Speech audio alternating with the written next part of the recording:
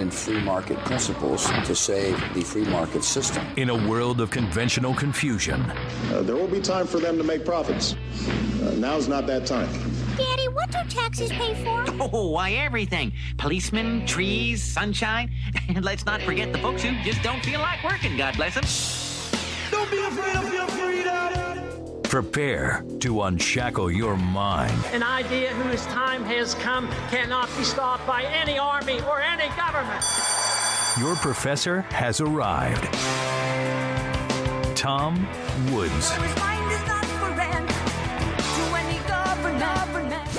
Beware, citizen, you are now departing from the world of allowable opinion. The Tom Woods Show.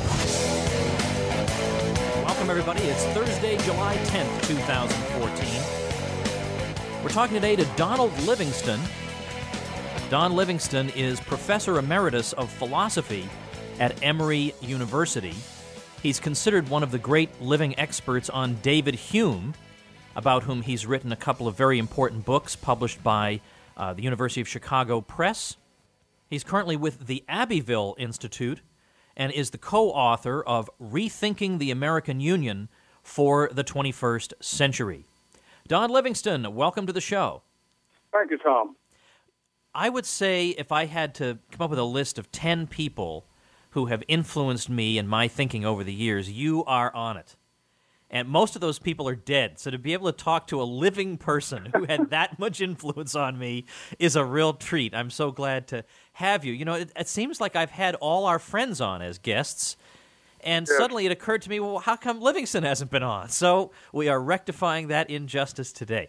Well, in particular, not that I needed to be persuaded of the moral soundness of secession, but all the same, I remember a talk you gave years ago on the subject of secession that absolutely blew me away. It was such a persuasive presentation, and it was delivered in a scholarly way. And when you talk about topics like this, it's very easy to become a polemicist and to pound the podium. And you did none of those things, and I never forgot it. So let's start right there. Most people, when they hear secession, think this is some crazy talk by extremists who hate America. But according to you, really secession is quite a reasonable course of action in many situations. Yes, it is. I think the best way to get into it is that in the 17th century, there developed a thing called the modern state. And we needn't go into it too much, but one of the things the modern state supposed to do is provide an indivisible central authority to rule over very large numbers of people. And so all the modern states say that they are one and indivisible. We say that in the Pledge of Allegiance. Well, if it's one and indivisible, there's not going to be any division. The secession is ruled out absolutely. Right. The worst thing that could possibly happen to a modern state. The problem with that is that it's incompatible with republicanism. Most people don't realize that although Americans claim to be Republicans, and America is a republic, that the Republican tradition for over 2,000 years taught that republics had to be very small. If you look at history, you're hard-pressed to find any republic that's over 200,000 people. When it gets much larger than that, it collapses into an empire. Now, think about that. Great republics, Athens, 170,000 people, Venice, 100,000, Florence, 60,000. These created world-class culture, the Renaissance out of Florence, ancient Athens, with very small numbers by our standards. So if that is what republicanism is, then if you have large states, you have to allow one of two things. You either have to rig the rules in such a way that these smaller polities have some considerable degree of self-government, and then you can keep the thing together, or, in a federal system, or you have to allow division. And the problem is modern states don't allow division, and the most they can do is come up with federations of states and cantons and smaller polities. That's what the United States is. So secession is necessary if you get too big. Let's put it that way. What would you say to one of the many counter-arguments that might run like this? First, I'll give you this one first, and then after you address it, I've got another one. But large states can advance liberty because when you have a large state, it will almost always establish full freedom of movement within that large state and full freedom of trade within that large state. Whereas if that territory had been divided into many small states, you're very likely to have had obstacles to travel across them and obstacles to trade across them. So really, Livingston is giving us a nice story about a world of small states, but actually a world of large states is how we maximize liberty. Well, that's right. And people, when they find themselves in that situation, what they typically do, we haven't had much experience of that, but what they typically do is they break down those barriers. I mean, take the United States. 13 states, very large territory, but small population in the state. But they were Republicans. And we've got to remember how small the United States was. The largest city in 1776 was only 30,000 people. That was Philadelphia. Now think of that. That's the largest city. Ancient Athens had 170,000. New York City did not reach the size of ancient Athens until around 1830. So when the founders talked about self-government and republicanism, they were thinking in this very human scale way of political order. So in that system, with those Republican ideals, what would happen is that the states would divide. They got too big. So Kentucky seceded from Virginia. Later, West Virginia seceded from Virginia. So Virginia was divided into 3 states. Tennessee seceded from North Carolina, Maine from Massachusetts. And what was this secession about? The secession was about dividing into more manageable polities. And as the population spilled up, there could be more division. Now, these states, though, didn't have tariff barriers. They were federated states. So in federations, you don't have tariff barriers. That's one of the good things about it. And so America could have continued to divide in this way. Let's say the 13 states, the original 13 states, is all we had. Those states would divide. Jefferson thought Virginia was too large and should be divided into what he called ward republics. These would be like the Swiss canton. Switzerland's a good example. It's a country of around 8 million, but it's divided into 26 sovereign states. The smallest is only 15,000 people, and the largest is about 1 million. The average is around 300,000 of the 26 states. So Jefferson thought Virginia should be, something like Switzerland. This could be true of Connecticut. This could be true of Pennsylvania, and these Swiss-style American states would be federated into a union of 13 states. Now, if you expand it to the Pacific, then this might get unmanageable, in which case, as Jefferson said, he got us the Louisiana Territory. He said there would probably be 3 federations on the continent, an Eastern Federation, a Mississippi Confederation along the Mississippi River, and a Pacific Federation, because the thing would just be too big for self-government. So federation is a solution to your problem of trade barriers on a small scale. Well, let me take up what Jefferson is saying here, because Jefferson is obviously treating this question as a practical, earthly question, not as something in the heavens, not as something ethereal, but as a practical question of human organization, that maybe we should have this many political units or we should have that many. Whereas today, anybody saying maybe the political unit is too large is treated like he's got some kind of mental problem. It's not just that he's wrong, that he's so far wrong that we can't plug him into our existing political categories, which means ipso facto he's probably insane. Well, I don't think people have thought much about America being too large. I mean, they've talked about big government. Republicans talk about big government. They just mean Washington spends too much money. But they haven't talked about, I don't really think they've raised the question of size. Let me give an example. Madison thought there should be one representative for every 30,000 people. You didn't think you could have self-government if you got much bigger than that. And some people disagreed with that. But let's just take Madison's ratio. Self-government requires one person for every 30,000 people. Well, today, we have one representative for every 725,000, which is beginning to be meaningless. There are only 435 members in the House, and that was capped by law by 1911. 435 members.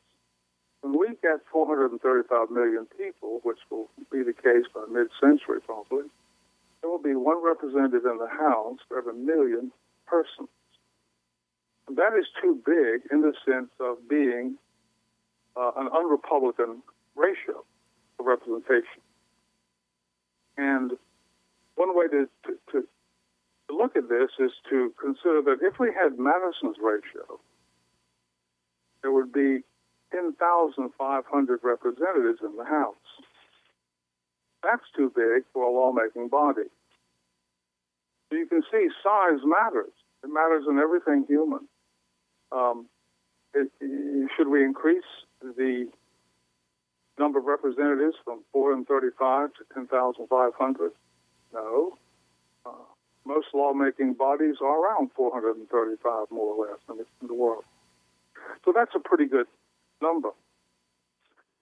So what's the solution? It has to be something like territorial division. To put it another way, if Madison had our ratio in 1790, if his Congress had that ratio, there would be only 5 members in the House. 5 states would have one representative each, but 8 states would have no representation at all. Now, is that self-government? No, that's pathetic. That is exactly the situation we're in today. We do not have representative government in the House because the ratio of representation of population is out of anything that could be called self-government. I don't think Americans have really started asking these questions. When they do, then they can begin to see some things that will make them rethink. A very common follow-up objection is that small states can be oppressive too. So how is this a solution to the problem of oppression by the state? Well, they certainly can be. I mean, a family can be oppressive. 2 friends can be oppressive. As Sartre said, hell is other people. But the thing about small states is that the people can see what laws are being passed and who is passing them, and they have a better way of controlling things. For example, most states have balanced budget amendments. The people get upset when the government, goes beyond what it can afford. But the central government doesn't have one. You can't control it. So the states are much better in that respect.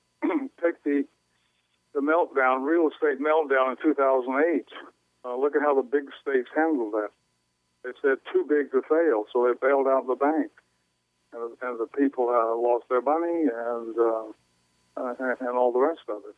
A little Iceland they handled the thing differently, and they didn't bail them out. So small states like Switzerland, for example, are among the wealthiest, most liberal states in the world. So, yeah, small states can be bad. I mean, if you find yourself under Vlad the Impaler, that's pretty bad. But at least he's contained to the borders of that state. But once Vlad the Impaler becomes Chancellor of Germany, or even the United States, then you got a problem, real problem.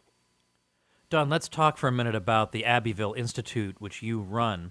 The idea of the Institute as I understand it, is to pursue in a scholarly way what is valuable in the Southern tradition, the tradition of the American South. Now, that sets off alarm bells for everybody, because we all know that anybody interested in the American South probably has sinister intentions, because we all know that the American South is and was nothing but slavery and segregation.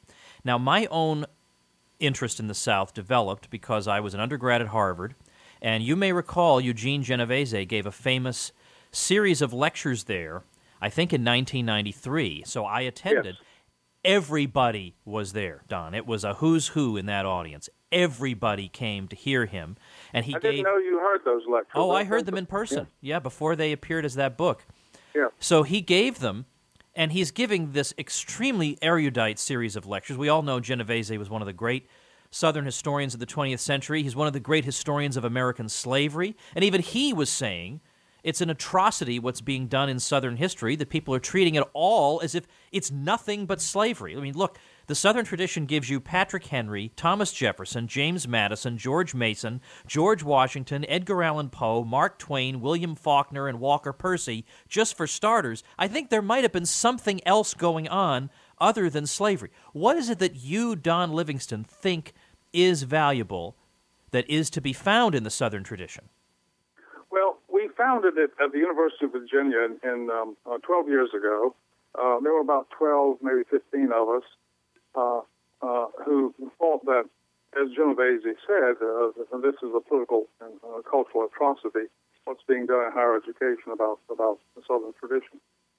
So we formed the Institute to educate college and graduate students and academics. And you can look at the website. It's www.abbeville, abbeville.institute.org. Well, to begin with, see, the war between the states was not a civil war. It was a revolution. It was a revolution as powerful as the French Revolution. And we don't tend to think that way, because Americans like to think of their history as one of continuity. It's one of great discontinuity. And on the one side, you have a Jeffersonian tradition. When Jefferson was elected in 1800, he was elected on a platform of existing centralization of power. And Americans agreed with it, most of them. And so the Jeffersonians controlled the central government from 1800 up to 1860, when the war, 1861. During that time, for example, 11 presidents came from the South, and only 5 from the North. Attorney generals, 14 from the South, and only 5 from the North. Supreme Court justices, 17 from the South, 11 from the North. Speakers of the House, 21 from the South, 12 from the North. All of the territory gained beyond the 13 states were gained under Southern administration. So in 1861, when you thought of America, the image that came to mind was an image of Southerners.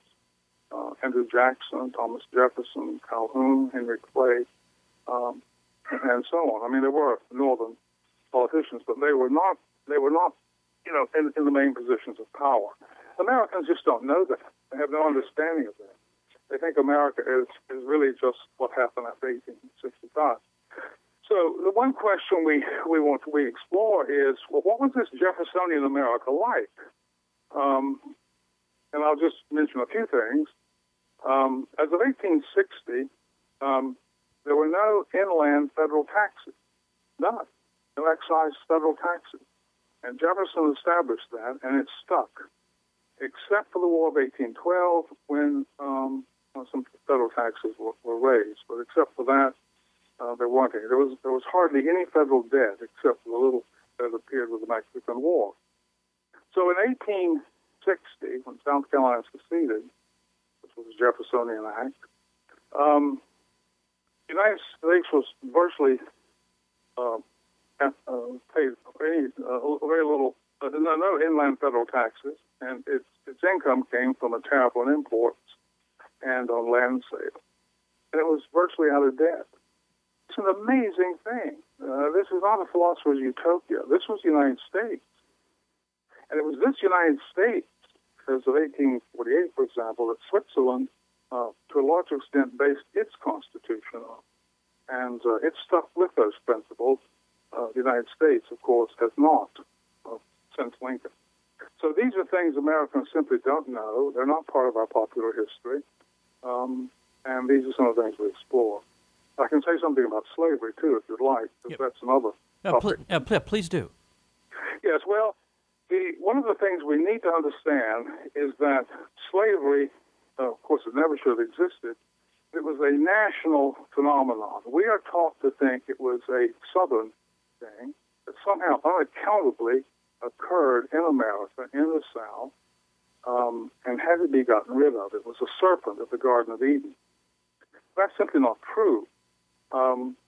Slavery was, all the colonies had slaves in 1776. Massachusetts was the first colony to work out a slave code. They began slave trading in the mid 17th century, and traded in slaves throughout the Western Hemisphere for 160 years. That's a lot of slave trading. One out of every 14 persons in Rhode Island was a slave. Ministers owned slaves in New England, and so on. So New England was heavily in the slave trade, but also the wealth of New England and New York, as historians will admit, was not possible without slavery. Not only the slave trade, but those regions, New York and New England, served as slave economies throughout the Western Hemisphere. In America, they insured slave exports, produced exports. They financed slave plantations, and all the rest of it. And finally, the federal revenue, remember, was funded by a tariff on imports. The South was the only region that had anything to sell the world, really. The South accounted for 75% of exports in 1860. And that export trade was exchanged for imports, and the revenue from that went to the federal government. So from the very beginning, the federal government was funded mainly by revenue from slave-produced staples. So the Navy, the Army, the whole United States, and the whole of the North benefited and promoted this economy. They were all part of it. And finally, there was no national political party of 1861 that ever advocated emancipation. The morally right thing to have done about slavery was to have emancipated the slave, compensated the slaveholders, and to have integrated the Africans into America as citizens. No one in the North ever proposed, seriously, an emancipation program, much less compensation. That was absolutely out of the question for them. And integration of the Africans into the North was an unscalable cliff. I mean, Lincoln's Illinois, the Constitution of Illinois, forbade any free blacks from even entering the state. Now, there would be a lot of people, even though that was the way that slavery came to an end, for example, in the British-controlled world, was through a compensated emancipation scheme. There's something that offends our sensibilities about this. Why should people who were engaged in this moral enormity receive compensation? And the only answer you can really come up with is because then otherwise there would be no way to get rid of slavery other than 1.5 million people dead, wounded, or missing, and the replacement of a decentralized system with the centralized regime we have now. Well, but see, that supposes, if I understand it, that supposes that the South alone was responsible for slavery. They didn't bring the slaves over. New England brought them over. The textile industry of New England had an insatiable demand for cotton. The insurance companies of New England, mainly in Connecticut, insured slave transports, shipping, and all the rest of it. So the point I want to make is slavery was, and Genovese makes this point, it was a national enormity. Americans, you have to get them by both ears and try to get them to see that it was a national enormity.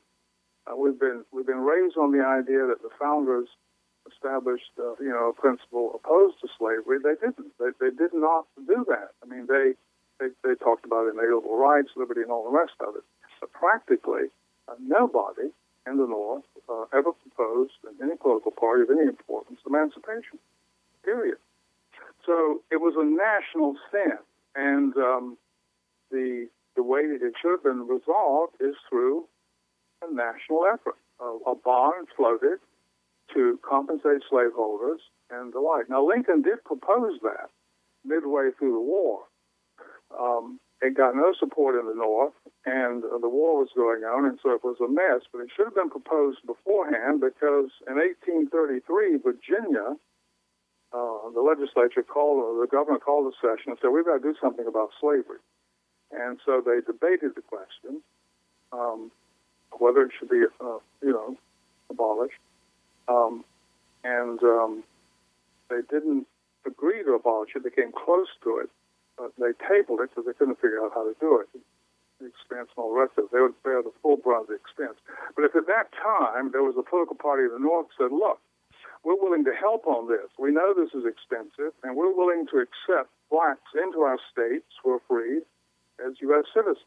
But that was just not on the radar screen at all. So Americans simply are just morally adolescent in this respect. They cannot see what the real moral problem was. And Genovese did see what it was, even though he was from Brooklyn and he was a Marxist. Well, Don, I appreciate your time today. I think we're right up to the end. Abbeville, is it AbbevilleInstitute.org or just Abbeville.org? Abbeville Institute. Okay. All right. I'll have people check that out. Great talking to you. Thanks so much for being here. Thank you, Tom. All right, everybody, that's our show for today. Make sure you subscribe on iTunes or Stitcher so you don't miss a single episode. Remember, too, that my next event that's open to the public is August 15th in Nashville at an event that's being put on by Bob Murphy and his colleague Carlos Lara and being headlined by David Stockman, a frequent guest of this show. So you can find out details about that event by going to nightofclarity.com. Thanks for listening, everybody. We'll see you tomorrow. The Tom Woods Show.